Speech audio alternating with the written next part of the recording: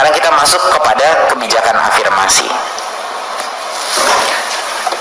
Jadi Bapak Ibu, kita memikirkan bagaimana caranya kita mendukung dan memberi nilai tambah kepada pengalaman di dalam dunia pendidikan tanpa mengurangi minimum kompetensi yang bisa terdemonstrasikan melalui tes seleksi ini. Jadinya kami mengambil posisi di Kemendikbud bahwa pengalaman adalah suatu proksi daripada mutu. Karena kalau bahasa Inggrisnya itu tacit knowledge atau pengalaman.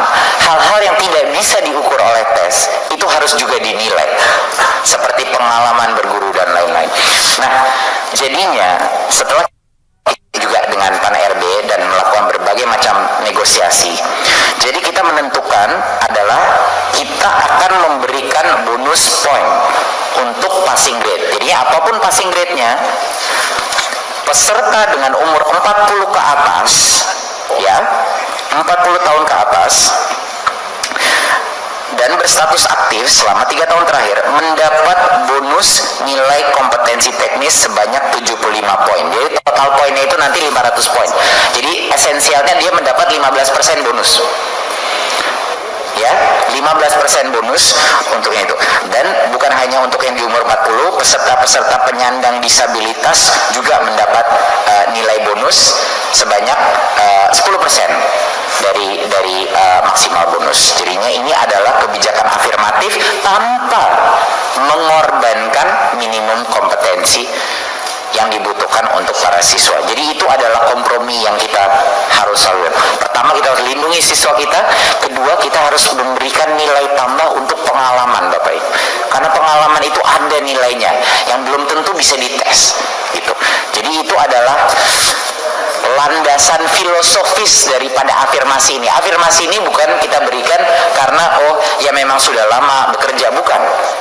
Kita memberikan afirmasi ini karena menurut kami pengalaman itu ada nilainya dan harus dihargai dan belum tentu bisa dilihat melalui tes. Nah, satu hal lagi, poin yang penting di atas ini, ujian seleksi pertama, yaitu ingat tadi saya bilang yang pertama ada 3 tes tahun ini. Di bulan Agustus adalah tes yang pertama, ya. Untuk yang pertama itu hanya untuk guru honorer di dalam sekolah negeri masing-masing. Jangan lupa ya, tes seleksi P3K ini adalah untuk memposisikan guru di dalam sekolah negeri. Jadinya kenapa kita bilang guru honorer yang sedang kerja di sekolah negeri duluan? Karena mereka sudah lokasinya di situ. Jadi mereka diberikan ronde pertama di bulan Agustus, lalu sisanya boleh bergabung di 2 ronde berikutnya. Ujian seleksi ke bulan 3 terbuka honorer. Jadinya kita pastikan kita prioritaskan karena kami juga mendapat banyak masukan. Guru-guru yang sudah ada di sekolah itu harusnya yang mendapat prioritas dulu gitu sebelum guru dari misalnya lulusan PPG dan yang baru. Ini banyak sekali yang sudah melakukan komplain baik ke Komisi 10 maupun ke kita. Jadi itu yang kita lakukan. Jadi sequencingnya aja. Yang pertama mengambil tes, baru kedua, ketiga dibuka. Nah, kabar gembira bagi peserta yang sudah memiliki sertifikasi guru, ya.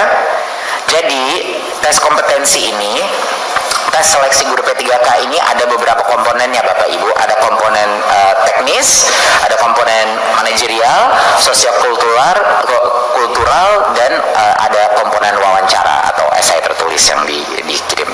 Nah, bagi peserta yang sudah mendapatkan sertifikasi guru, dia mendapatkan nilai penuh dan komponen tes kompetensi teknisnya, ya. Jadinya itu saja yang dia secara otomatis dapat 100% untuk kompon. Tapi dia masih harus lulus passing grade untuk manajemen dan wawancara. Jadi Bapak Ibu, ini adalah upaya Kemendikbud untuk menjawab baik permintaan dari Komisi 10, baik juga dari aspek pedagogi dan aspek mutu pendidikan secara filosofis masih matching untuk melindungi kualitas pendidikan guru kita, Bapak Ibu. Jadi ini adalah yang bisa kita tawarkan dan terima kasih teman-teman di Kemendikbud yang sudah dengan susah payah bernegosiasi dengan berbagai kementerian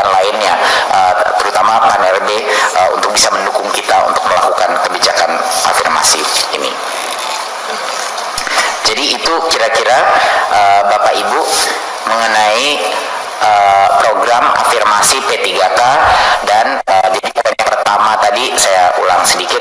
Poin yang pertama adalah kita tidak akan mungkin mendapatkan kapasitas 1 juta guru ini kalau tidak ada minimum tesnya, karena itu adalah kondisi permintaannya. Kedua, angka 500.000 adalah angka historis untuk formasi ASN guru yang dalam 10 tahun terakhir ini belum sempat kita tercapai sebesar ini. Jadi itu juga patut kita rayakan.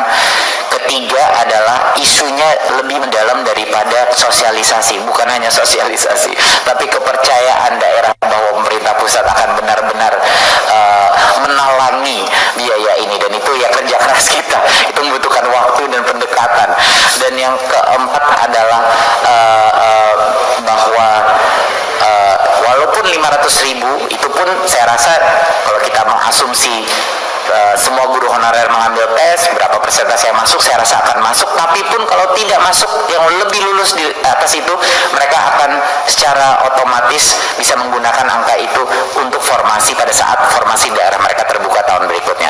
Dan di bulan Agustus disitulah kita akan melengkapi jumlah formasi untuk yang tahun berikutnya. Jadi kami akan terus bekerja keras, dan tentunya kabar yang terakhir adalah untuk menjawab apresiasi pemerintah pusat terhadap pengalaman dan dedikasi, di mana itu ada nilainya untuk mutu. Kita memberikan afirmasi 15% bonus poin kepada yang umurnya 40 ke atas, ya, dan juga untuk penyandang disabilitas. Baik, itu mungkin topik yang terbesar. Untuk topik berikutnya saya akan secepat mungkin membahas beberapa kabar gembira Bapak Ibu. Beberapa kabar gembira dari yang beberapa sudah diumumkan, tapi juga ini harapan kami juga bisa bantu disosialisasikan di masing-masing dapil Bapak Ibu. Satu adalah mengenai kebijakan BOS tahun 2021. Bapak Ibu, ini adalah kebijakan yang sangat historis, namanya BOS Majemuk, ya, kebijakan BOS Majemuk. Tapi sebelum itu kita akan diskusi sedikit mengenai hasil evaluasi kita. Bapak Ibu, di tahun 2020 BOS disalurkan langsung kepada rekening sekolah, ya, langsung pada rekening sekolah, dan responnya luar biasa. Kita mengukur datanya, kita telah mengurangi penerimaan dana BOS di tahun 2020 sebesar 32%. Kalau dijadikan 32% itu dalam waktu minggu, itu artinya rata-rata, ya, rata-rata. Berarti rata-rata 3 minggu lebih cepat dibandingkan 2019. Itu rata-rata, bayangkan. Jadi artinya 50% paling tidak. Insya Allah rencana kita seleksi pertama, ujian seleksi pertama itu diadakan di bulan Agustus 2021. Lalu ada rankingan, pengumuman gitu ya, pemberkasan, dan juga persiapan mungkin yang tidak lulus di ujian pertama untuk ke ujian kedua di Oktober 2021. Lalu sebulan sesudah itu kembali lagi ada semacam pemberkasan dan daftar ulang kalau yang mungkin yang masih